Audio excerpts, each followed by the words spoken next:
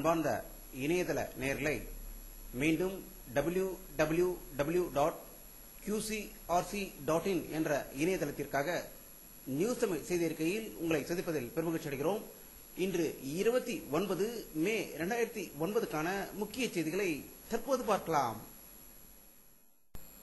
தமிழ் ஈழ நாட்டில் இலங்கை ராஜபக்சேவின் இராணுவத்தினர் நடத்திய கோர தாண்டவத்தில் இறுதி போர் என்ற போர்வையில் 20,000 தமிழர்களை படுகொலை செய்யப்பட்டுள்ளதாகவும் இவர்கள் பீரங்கி மற்றும் துப்பாக்கிகளால் தாக்கி உயிரிழந்ததாக ஆதாரத்துடன் லண்டனிலிருந்து வெளிவரும் தி ரைம்ஸ் நாளிதழ் செய்தி வெளியிட்டிருக்கிறது.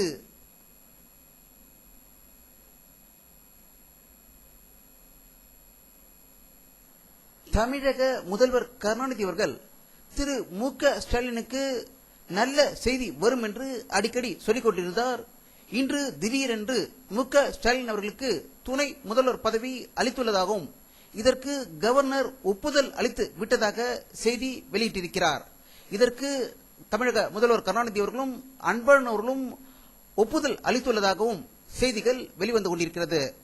இதை பற்றி அரசியல் வல்லுநரிடம் கருத்து கேட்டபோது தமிழக முதல்வர் கருணாநிதி அவர்கள் எப்போதுமே முக்கிய முடிவுகளை செயற்குழுவும் பொதுக்குழுவும் கூடி எடுக்கும் என்று எப்போதும் கூறுவார். தற்போது மு.க. ஸ்டாலின் அவர்களை துணை முதல்வராக்கியது பொதுக்குழுவும் செயற்குழுவும் போன்ற தமிழக முதல்வர் கருணாநிதியும் அன்பழகனும் முடிவு எடுத்திருக்கிறார்களோ என்று எண்ண தோன்றுகிறது என்று செய்தி வெளியிட்டிருக்கிறார்கள்.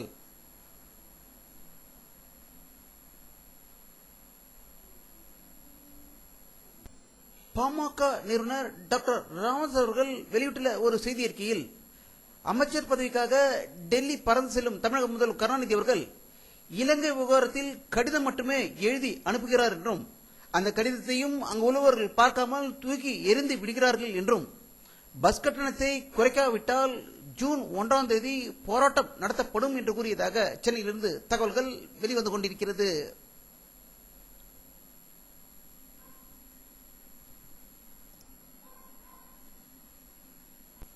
மத்திய கேபினட் அமைச்சராகவும் கப்பல் துறை போக்குவரத்து அமைச்சராக பதவியேற்றுக் கொண்ட ஜி.கே. வாசன் அவர்கள் செய்தியாளர்களிடம் பேசுகையில் சேது சமுத்திர திட்டத்தை நிறைவேற்றுவதே முக்கிய நோக்கம் என்று சூளுரைத்ததாக டெல்லியில் இருந்து தகவல்கள் வெளிவந்து கொண்டிருக்கிறது.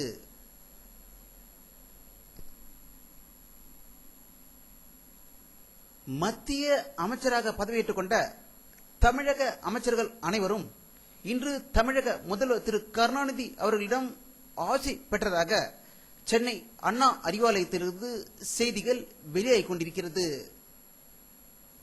சென்னை சவுகார்பேட்டையில் இன்று அதிகாலை ஜெயின் கோவிலில் நடந்த ஒரு பயங்கர கொள்ளையில் ஜெயின் கோயிலின் பூசாரி கொல்லப்பட்டதாகவும் 1 கோடிக்கும் மேற்பட்ட பணம் மற்றும் நகைகளை கொள்ளையர்கள் திருடி சென்றுவிட்டதால் சவுகார்பேட்டையே பரபரப்பு அடைந்திருப்பதாகவும் செய்திகள் வெளிவந்து கொண்டிருக்கிறது.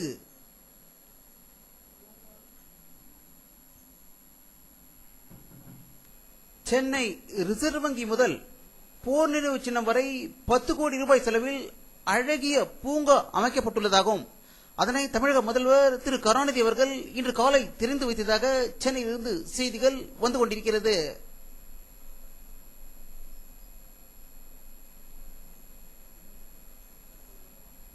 மத்திய அமைச்சரவையில் மனிதவள மேம்பாட்டுத்துறை அமைச்சராக பதவியேற்றுக் கொண்ட கபில் சிபில் அவர்கள் வெளியிட்டுள்ள ஒரு செய்தி அறிக்கையில் பிற்படுத்தப்பட்டோருக்கு அனைத்து இடங்களிலும் ஒதுக்கீடு செய்ய முன்வரப்படும் என்றும் மத்திய கல்வித்துறைகளில் உள்ள அனைத்து பள்ளிகளிலும் 27% பிற்படுத்தப்பட்டோருக்காக ஒதுக்கப்படும் என்றும் செய்தி வெளியிட்டுள்ளதாக டெல்லியிலிருந்து தகவல்கள் வெளிவந்து கொண்டிருக்கிறது.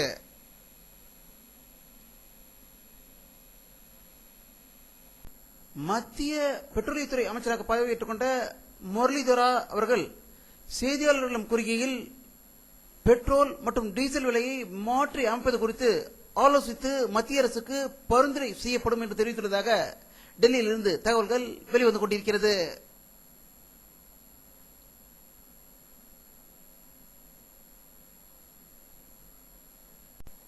மத்திய தொலைத்தொடர்புத்துறை அமைச்சர் திரு ராஜா அவர்கள் டெல்லியில் செய்தியாளர்களை சந்தித்த போது மொபைல் போன் கட்டணங்கள் மாநிலங்களில் 10 பைசாவாகவும் இந்தியாவில் பேசுவதற்கு 25 பைசாவாக குறைக்கப்படும் என்று செய்தி வெளியிட்டுள்ளதாக டெல்லியிலிருந்து தகவல்கள் வெளிவந்து கொண்டிருக்கிறது.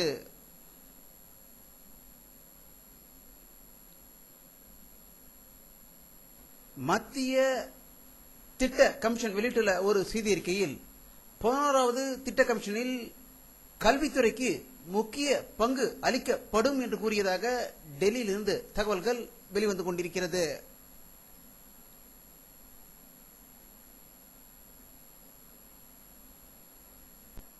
முன்னாள் பிரதமர் திரு சரண் சிங் அவர்களின் 22வது நினைவு தினம் அனுசரிக்கப்பட்டுள்ளதாகவும் டெல்லியில் துணை ஜனாதிபதி மற்றும் சரண் சிங்கின் மகன் ஆகியோர் அவருடைய சமாதிக்கு சென்று மலர் தூவி அஞ்சலி செலுத்தியதாக தகவல்கள் வெளிவந்து கொண்டிருக்கிறது.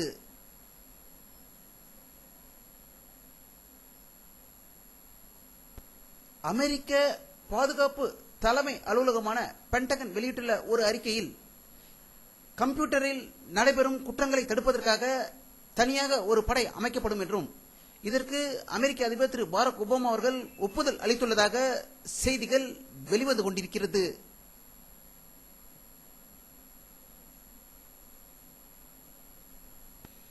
தெற்கு ஈரானிய நாட்டில் நடந்த ஒரு தற்கொலைப்படை தாக்குதலில் 23 பேர் கொல்லப்பட்டதாகவும் ஒரு மசூதியில் இந்த தாக்குதல் நடந்ததாக ஈரானிலிருந்து தகவல்கள் வெளிவந்து கொண்டிருக்கிறது.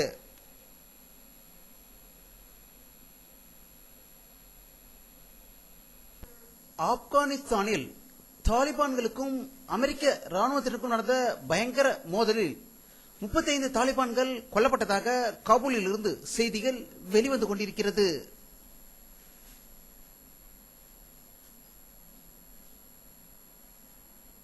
அமெரிக்காவில் நடந்த தேசிய அளவிலான ஆங்கில வார்த்தைகள் உச்சரிப்பு போட்டியில் வெற்றி பெற்ற இந்தியாவின் கவ்யா சிவசங்கரை இந்த படத்தில் காணலாம். அவருடைய தாய் தந்தையரும் இருப்பதை இந்த படத்தில் காண முடிகிறது.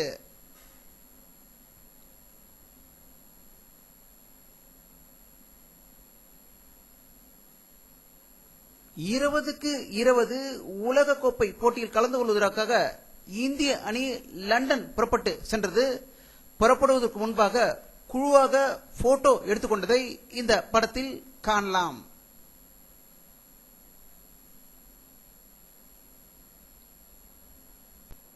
வானிலை அறிக்கை 29 மே 2009 பிற்பகல் 3 மணி எடுக்கப்பட்ட சேட்டலைட் புகைப்படத்தை தற்போது பார்த்துக் கொண்டிருக்கிறீர்கள். தமிழகத்தில் மேற்கு பகுதியில் மேகமூட்டங்கள் சில இருப்பதை காணலாம். இன்றும் வெப்பத்தின் தாக்கம் அதிகமாக இருந்ததாக தமிழகத்தின் அனைத்து பகுதிகளிலும் செய்திகள் வந்து கொண்டிருக்கிறது. வங்காள விரிகுடாவில் மேகங்கள் அதிகம் இருக்கின்றது. அவை சென்னையை நோக்கி வருமா என்பது அடுத்த சில மணி நேரங்களில் தெரிய வாய்ப்பு இருக்கிறது.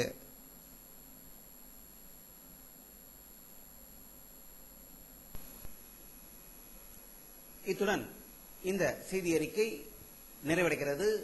மீண்டும் நியூஸ் தமிழ் செய்தி அறிக்கையில் உங்களை சந்திக்கும் வரை உங்களிடமிருந்து விடைபெறுவது உங்கள் கே பாலாஜி. நன்றி.